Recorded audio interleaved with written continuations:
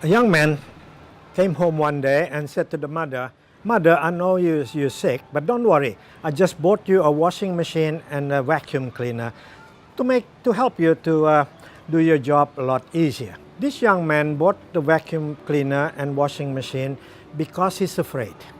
He's afraid that his mother is sick and getting old, and so maybe the mother cannot wash his clothes properly and clean the house properly and cook properly. So he did it because he's afraid.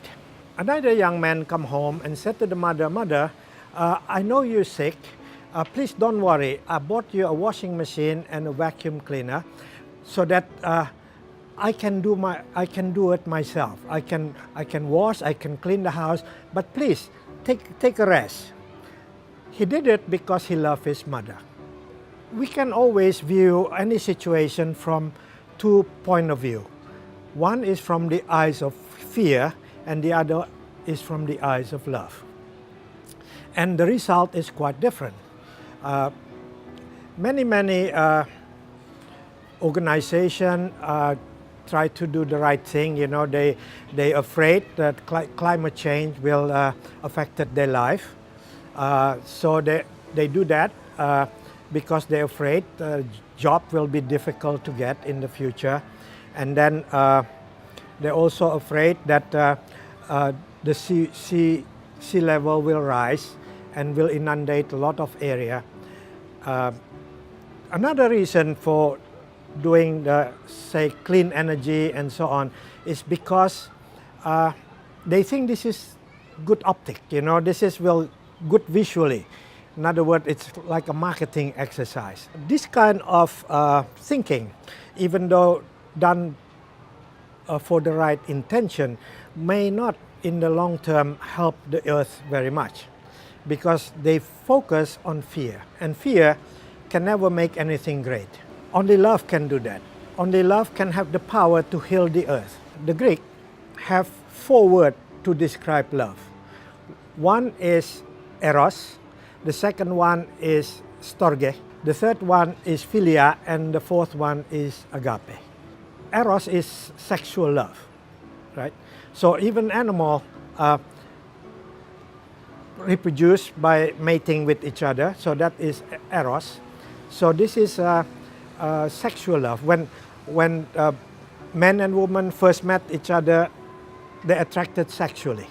And then as we develop higher and higher level and we become a family, storge is love of the family, love between husband and wife, love between parent and children, that's storge.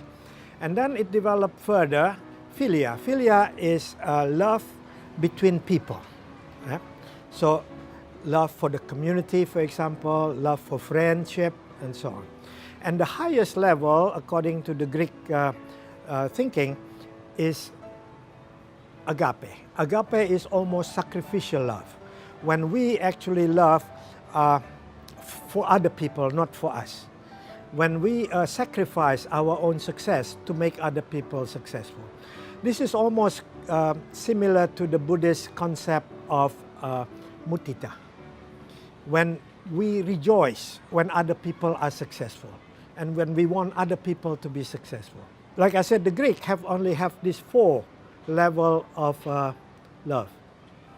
But I think as we grow more and more, as we become more and more developed as human, we start to develop another kind of love. So this is not a Greek word, this is just my word. I call it earth love. Sure, when a long time ago in the ancient time, people respect the earth more than we do in the modern time. People respect the earth primarily because they're afraid of the earth. So they throw human sacrifice into the volcano so that it reduces the anger of the volcano and so on.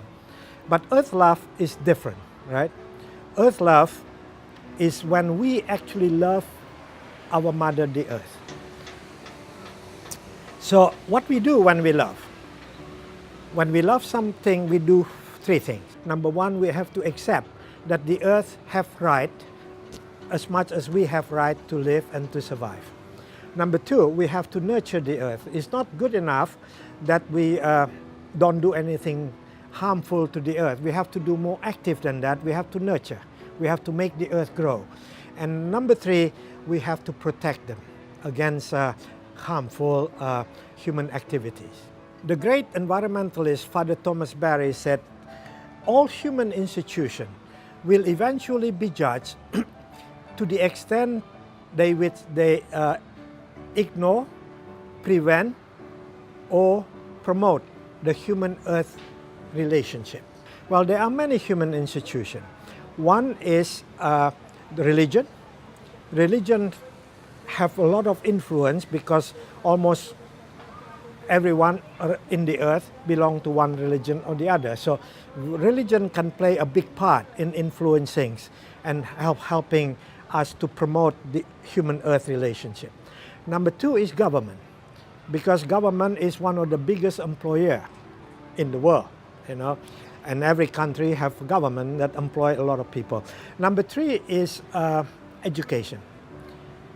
Primary school, high school, university, they have a lot of influence to their students, so they can play a very major part in helping us to improve the earth.